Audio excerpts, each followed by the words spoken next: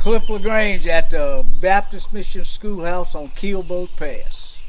That's Jim Delahoussaye. That's in the Atchafalaya Basin, and this schoolhouse was utilized by fishermen on houseboats who lived in this area for a lot of years. It was rendered unnecessary, probably, by the levees, which made the water rise, which meant that it wasn't livable in the basin anymore.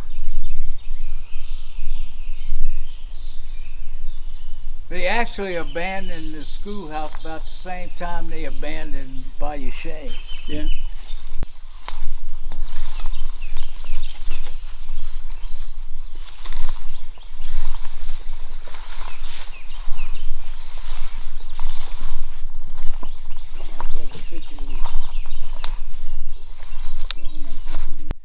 I'm Cliff LeGrange. I'm representing myself basically, but I'm the vice president of the Bio-Pigeon Heritage Association, and I've been the past representative for the Atchafalaya National Heritage Area for Iberville Parish.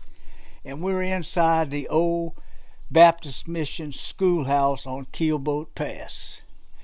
It approximately was built in the late 30s or 1940s.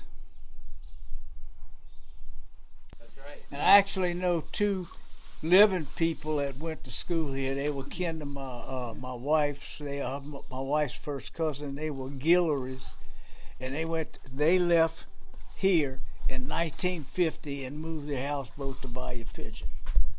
At least one, Edward Cavalier, is the only one that I know of by name that came to this school, but there were others.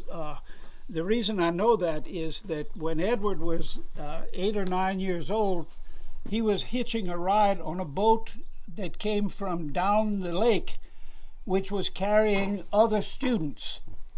And they would come here on that boat that he would ride on. What's that other big family that was a big fishing family here? Was Dewey Burns. The Burns family. The Burns family. We're going to go by where they lived on the way back. Well, they had children that came to this school too. But they ran their own boat, their own school boat, up to here for their children, and they picked up other people. The Atchafalaya Basin was a different place in terms of the ability to move around in it than it is now. These people were naturalists. They knew how to survive in an environment that most people today would not survive in, just by fishing, hunting, gathering moss, interacting with people from 20 miles away by boat just to get flour and sugar and so on to live in. These people, it's easy to have a lot of respect for the people who settled for a while at least in this environment, because it's not easy to live here. And they did. Right. And they raised big families, and they raised happy people who learned to survive and become carpenters. If they were going to live here with a house, they had to learn how to be carpenters, plumbers. There were no electricity, but the sort of thing is they had to become independent. They had to become self-sufficient. Yes, like absolutely. My wife's family, Jim and I went there about 5 or 6 years ago. My wife's family, 4 families left Pierport in 1929, 1930 during the Depression. The Godays, the Solars, the Daigles, and the Blanchards. They were related, and they all lived in Pierport. They left Bayou Pierport in 1930 and moved out here to Catfish Bayou, which is about 2 miles south of here. And they lived there.